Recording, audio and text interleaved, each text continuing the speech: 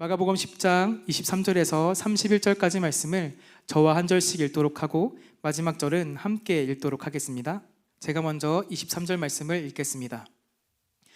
예수께서 둘러보시고 제자들에게 이르시되 재물이 있는 자는 하나님의 나라에 들어가기가 심히 어렵도다 하시니 그 말씀에 놀라는지라. 예수께서 다시 대답하여 이르시되 얘들아, 하나님의 나라에 들어가기가 얼마나 어려운지 낙타가 바늘기로 나가는 것이 부자가 하나님의 나라에 들어가는 것보다 쉬우니라 하시니 제자들이 매우 놀라 서로 말하되 그런즉 누가 구원을 얻을 수 있는가 하니 예수께서 그들을 보시며 이르시되 사람으로는 할 수 없으되 하나님으로는 그렇지 아니하니 하나님으로서는 다 하실 수 있느니라. 여자와 이르되 보소서, 우리가 모든 것을 버리고 주를 따랐나이다. 예수께서 이르시되 내가 진실로 너희에게 이르노니 나와 복음을 위하여 집이나 형제나 자매나 어머니나 아버지나 자식이나 전토를 벌인 자는 현세에 있어 집과 형제와 자매와 어머니와 자식과 전토를 100배나 받되 박해를 겸하여 받고 내세에 영생을 받지 못할 자가 없느니라. 다 함께 읽겠습니다. 그러나 먼저 된 자로서 나중되고 나중된 자로서 먼저 될 자가 많으니라. 아멘. 네, 추석 명절 잘 보내셨나요? 아멘. 네, 감사합니다. 어제가 그런데 혹시 어떤 날인지 아시나요? 어제. 그저께 말고 어제. 혹시 추석이 지나고 출근해야 되는 가슴 아픈 날이라고 생각하시나요? 아니면은 추분이라 그래서 낮과 밤이 같아지고 그리고 여름이 가고 가을이 오는 그런 아름다운 절기라고 답하실 건가요? 아시는 분이 계실지 모르겠지만 오늘은 제가 설교하는 날이었기 때문에 어저께를 생각하면서 김정희 전도사가 내일은 설교하지 하면서 이렇게 동그라미 치신 분은 없으신 것 같습니다. 어저께는 2021년이 가기 전, 그러니까 D-Day 100이라고 합니다. 그러니까 오늘이 바로 이제 2021년이 가기 전 99일째 되는 날이라고 하죠. 이렇게 보니 올해도 얼마 남지 않은 것 같습니다. 그러다 보니까 이 젊은 친구들 사이에서는 그래도 남은 100일 동안 무언가를 해보자 그래서 온라인상에 다짐을 올리고 그리고 결심을 올리는 그러한 문화들이 있다라고 합니다. 한 해를 지나보면서 새롭게 그래도 내가 이번에 못한 것들을 한번 해보자라는 결심을 올리는 것이죠. 99일, 올해가 99일 남았다는 말을 들었을 때 여러분 마음 가운데는 어떠한 마음이 드시나요? 야, 그래도 올해는 잘 갔다. 시간도 금방 가고 벌써 9월도 되고 10월도 올 거고 앞으로 99일밖에 안 남았네 라고 이렇게 생각하시는 분 계신가요? 아니면은 아쉬움과 또 안타까움으로써 야, 올해는 많은 걸 계획했는데 많은 걸 생각했는데 참 많이 못 이뤘구나 라는 안타까움에 젖어 계시진 않으신가요? 어찌 보면은 사회적 거리두기와 여러 가지 제약들로 인해서 참 많은 것들을 이루지 못한 것이 2021년이 아닐까 시작됩니다. 2021년을 시작하면서 그래도 2020년과는 다르게 뭔가 새롭게 시작되겠지라는 기대감에서 이렇게 한 해를 시작됐는데 지나고 보니까 이 현실에 보니까 좌절과 때로는 무기력함에 빠지시지는 않았나 생각됩니다. 그래서 무언가를 다시금 시작하고 새롭게 도전하는 것 그 자체가 참 귀한 것 같습니다. 그런데 그 전에 우리가 기억해야 될 한 가지가 있습니다. 2021년이 100일로 채 남지 않은 이때에 오늘 우리가 먼저 붙잡아야 될 것은 무엇일까요? 오늘 우리가 읽은 이 본문 말씀은 사실 앞에 내용이 더 있습니다. 이 분량이 많아서 다 읽지 못했는데 이 성경이 있으신 분들께서는 마가복음 10장 17절부터 차근차근 살피시면 될 것 같습니다. 되게 성경을 보면은 그 위에 소주제가 적혀 있는데 제 성경에는 재물이 많은 사람이라고 적혀 있습니다. 이 재물이 많은 사람들에 대해서는 공관복음이라 그래서 마태복음, 마가복음, 누가복음, 요한복음을 제외한 이 세 가지 복음서 모두에 기록된 것을 볼 수 있습니다. 이 마태복음에 보면요, 이렇게 나와 있습니다. 그를 청년이라고 소개하고 있죠. 재물 많은 사람보다는 청년이라고 그를 소개하고 있습니다. 그리고 우리가 읽은 이 마가복음에는 그를 재물이 많은 사람이라고 소개하는, 그러니까 부자라고 소개하고 있죠. 또 누가복음에는 그를 관원이라고 소개하고 있습니다. 당시 유대 사회에서 이 관직에 나갈 수 있는 나이가 30세라는 것을 기억했을 때 이러고 봐서 그는 30대 초반에 젊은 나이에 관직에 오른 부자 청년이라는 것을 알 수 있죠. 이렇게 대단한 청년이 예수님 앞에 찾아와서 무릎을 꿇습니다. 그리고 예수님께 묻습니다. 당시 그 사회를 다스렸던 지도층에게 있어서 예수님은 가시와 같은 존재였습니다. 그렇기 때문에 관직에 나가 있는 청년이, 그 어린 청년이 예수님께 나와서, 사람들에게 있던 밉상이었던 예수님께 나와서 질문한다는 것은 대단한 용기와 그리고 결단이 필요했습니다. 그렇기 때문에 이 청년이 갖고 있던 질문이 얼마나 진지하고 귀했던 질문이었을까요? 이 부자 청년은 진리에 대한 관심을 갖고 있었습니다. 그래서 그가 갖고 있던 질문은 예수님, 어떻게 하면 영생을 얻을 수 있습니까? 라는 질문이었지요. 30대 젊은 나이에 관직을 갖고 있었고 부자인데다가 진리에 대해서 관심을 갖고 있던 청년, 완벽한 교회 오빠상입니다. 사람들이 봤을 때 모두가 칭찬할 만하고 모두가 이야 대단하다라고 말할 수 있는 상이죠. 이 사람이 대단하다고 느꼈던 것은 무엇이냐면은 그가 부와 명예를 충분히 누리고 있음에도 불구하고 이 영생과 같은 소위 영적인 일에 관심이 있다는 것을 볼 수 있습니다. 그렇게 봤을 때 그는 삶에 대해서 굉장히 진중한 자세를 취했다는 것 또한 알 수 있지요. 그리고 어려서부터 모든 계명을 잘 지켰고 예수님께서 물으실 때에 예수님 제가 계명을 참 잘 지킵니다 라고 답할 만큼 신중했기 때문에 그는 갖고 있을 때 율법에도 열심히 있었던 것처럼 보입니다. 그런 그가 예수님께 묻습니다. 예수님, 제가 어떻게 하면 영생을 얻을 수 있을까요? 이에 예수님께서는 답하십니다. 내게 한 가지가 부족한데 다 되는데 딱 한 가지가 부족해. 그것은 바로 내가 가지고 있는 모든 것을 다 팔고 나를 따르라.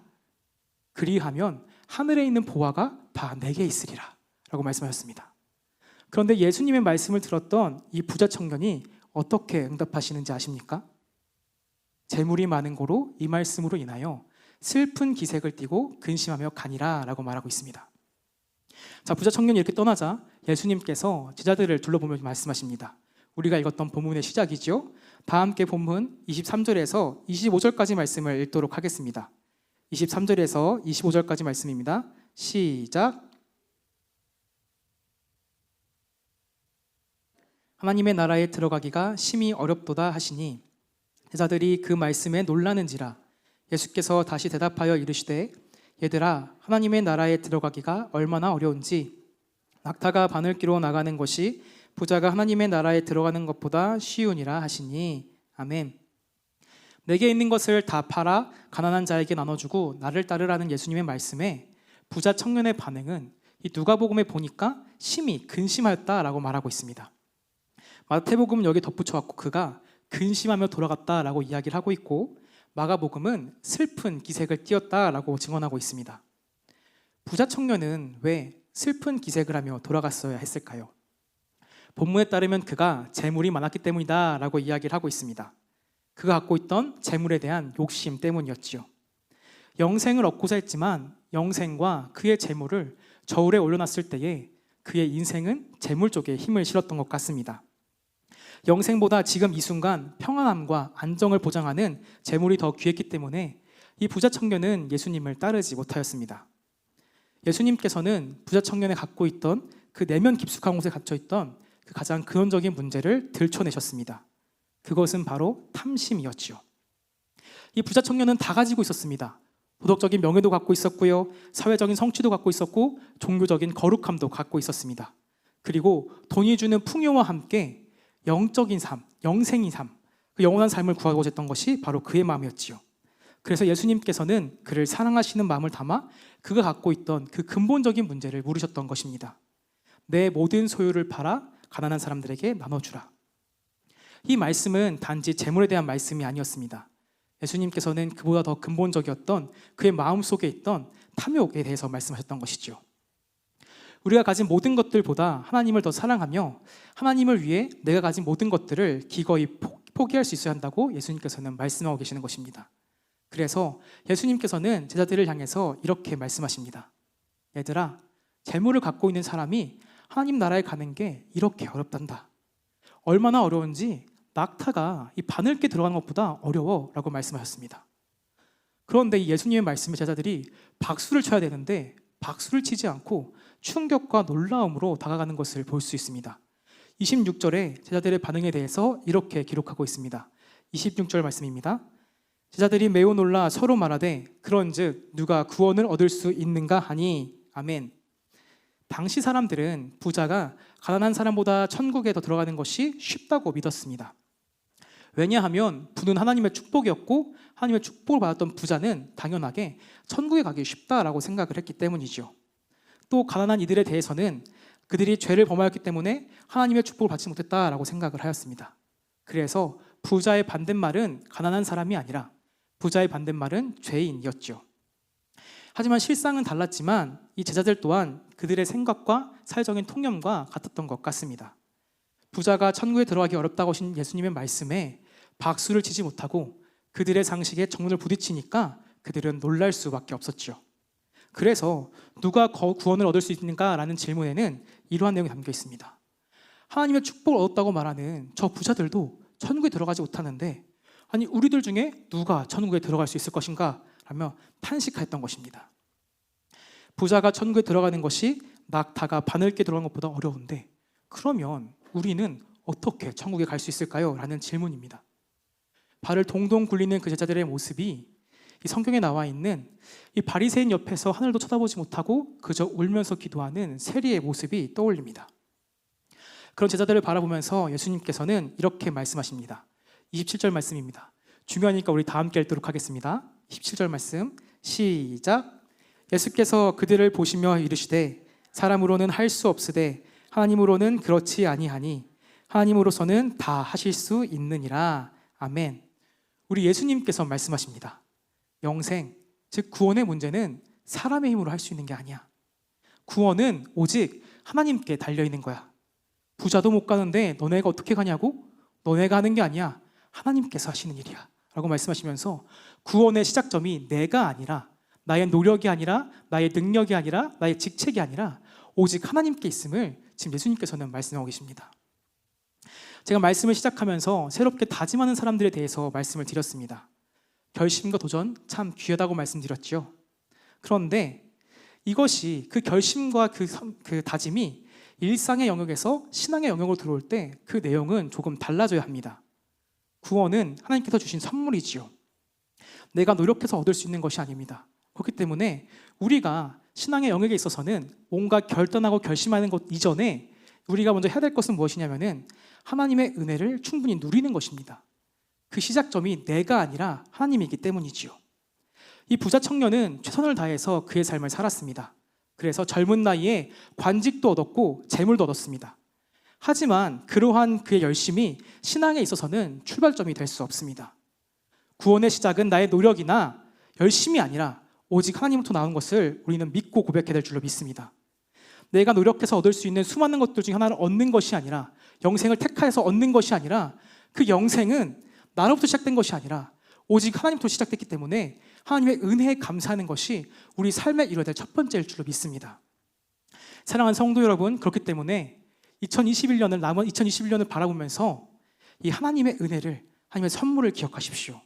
지난 우리가 여기 있음을 감사하면서 하나님께서 우리를 여기까지 인도하셨구나라고 고백할 수 있는 그 믿음의 고백이 우리 가운데 있어야 될 줄로 믿습니다. 그렇기에 신앙의 자리에서 우리가 먼저 될 것은 무엇이냐? 우리의 자세는 무엇이냐?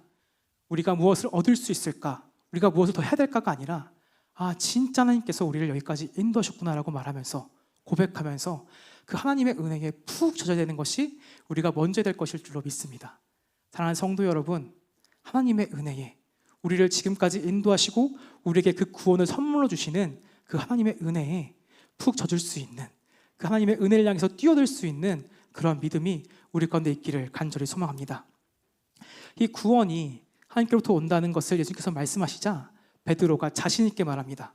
우리 계속해서 28절에서 30절까지 말씀을 읽도록 하겠습니다. 28절에서 30절까지 말씀 다 함께 읽겠습니다. 시작.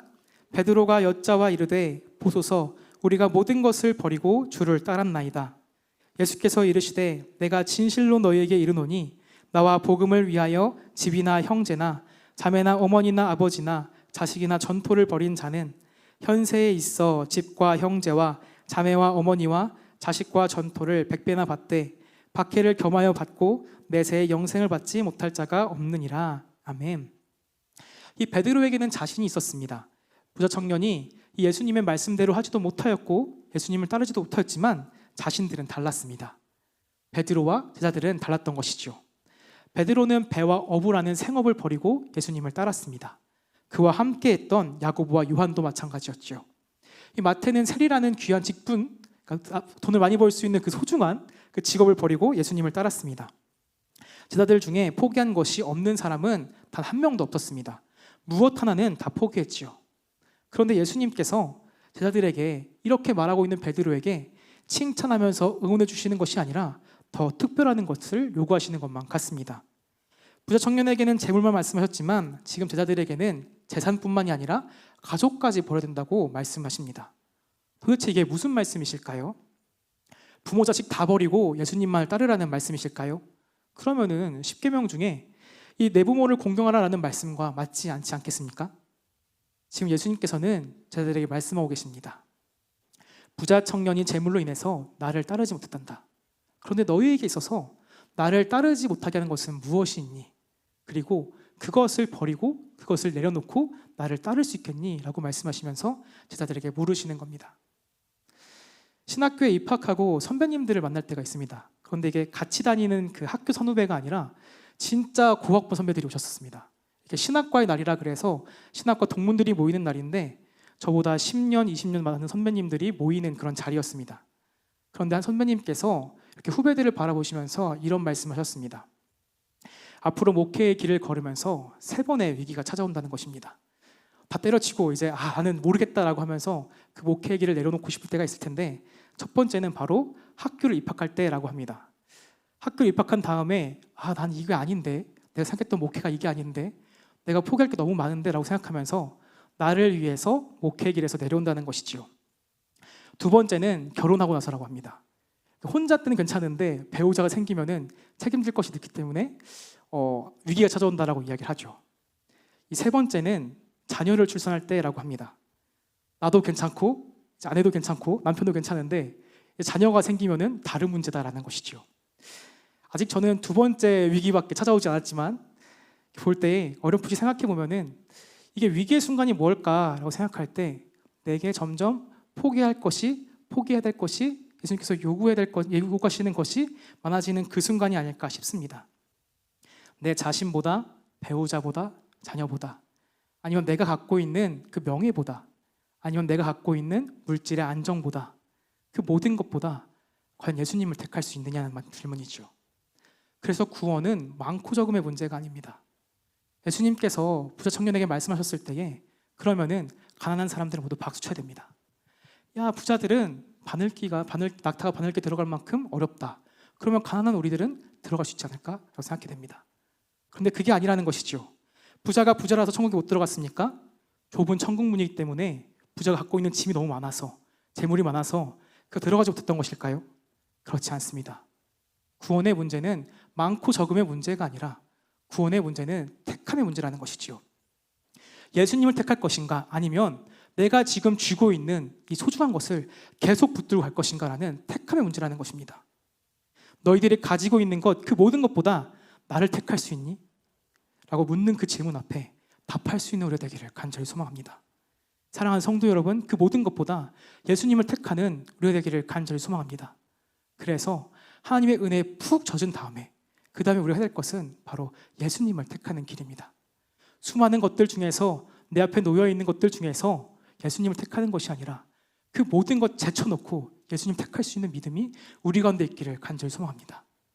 그렇게 할 수 있는 것은 우리가 얻은 이 구원이 나로부터 인한 것이 아니라 하나님의 은혜를 기억할 때만이 가능한 것입니다. 우리가 살아갈 때에 하나님의 은혜를 기억하고 우리에게 주시는 그 구원이 얼마나 큰지를 기억하고 다른 무엇보다 그 구원을 택할 수 있는 우리가 되기를 간절히 소망합니다. 우리 계속해서 마지막으로 31절 말씀을 보도록 하겠습니다. 31절 말씀 다 함께 읽겠습니다. 시작. 그러나 먼저 된 자로서 나중되고 나중된 자로서 먼저 될 자가 많으니라. 아멘. 영생을 얻는 것도 하나님의 나라에 들어가는 것도 모두 구원의 영역입니다. 예수님은 이 구원에 이르는 길이 사람으로는 불가능하다라고 말씀하셨습니다. 구원은 우리의 영역이 아닙니다. 우리의 인생을 볼 때에 우리 스스로를 돌아보라도 그렇지 않은 것을 잘 알 수 있습니다. 우리를 살아있게 하고 그리고 숨쉬게 하는 것은 우리 안에 있는 것이 아니라, 생명이 내 것이 아니라 하나님께 있음을 우리는 고백할 수밖에 없습니다. 내가 이 생명을 선택할 수 있는 것도 아닙니다. 하나님께서 주셨기 때문에 내가 갖고 있는 것이지요. 이 생명은 부모의 것이도 아닙니다. 부모님을 통해서 우리가 이 땅 가운데 왔지만 부모님이 생명을 만들어낼 능력은 없습니다. 이 생명은 전적으로 하나님께 있습니다. 그렇기 때문에 구원, 영생, 영원한 그 생명은 우리의 것이 아니라, 우리가 갖고 있는 그 부 때문이 아니라, 우리에게 없는 가난 때문이 아니라 그 모든 것이 구원의 조건이 되지는 못합니다. 부유한 사람이든 가난한 사람이든 둘 다 구원에 이르는 것은 불가능한 일입니다. 모두가 구원을 받아야 될 대상에 불과하죠. 그러니 우리가 할 수 있는 일은 단 하나뿐입니다. 우리의 힘으로는 구원이 불가능하지만 하나님께서 하실 수 있다는 그 믿음을 갖고 하나님을 신뢰하며 나아가는 것뿐이지요. 이 부자 청년에게도 그렇고 제자들에게도 그렇고 예수님께서는 모든 것을 버리고 자신을 따르라라고 말씀하셨습니다. 이것은 세상의 것이 중요하지 않다는 말씀이 아닙니다. 자신에게 주어진 그것 또한 하나님께서 주신 것임을, 은혜임을 고백하면서 선물인 것을 기억하면서 예수 그리스도만을 따르라는 것이지요. 그래서 그 어떤 것보다 우리에게 먼저 둬야 될 것은 예수 그리스도가 될 줄로 믿습니다. 예수님께서는 우리의 먼저가 되셔야 될 것입니다. 사람들은 부자를 바라보며 말했습니다. 하나님께서 축복한 사람이다. 그렇기 때문에 그는 천국에 누구보다 먼저 들어갈 사람이다. 제자들 또한 자신들을 보며 말했습니다. 하나님을 위해서 우리가 모든 것을 버렸기 때문에 천국에 우리는 누구보다 먼저 갈 것이다 라고 이야기했습니다. 그런데 그런 제자들을 향해서, 부자 청년을 향해서 예수님께서는 말씀하십니다. 그러나 먼저 된 자로서 이들은 나중되고 나중된 자로서 먼저 될 자가 많으니라.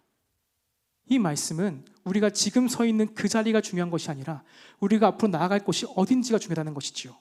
내가 지금 이 순간에는 예수님을 택할지라도 그것이 이 순간의 일일 뿐만이 아니라 그 구원은 여정이라는 것입니다.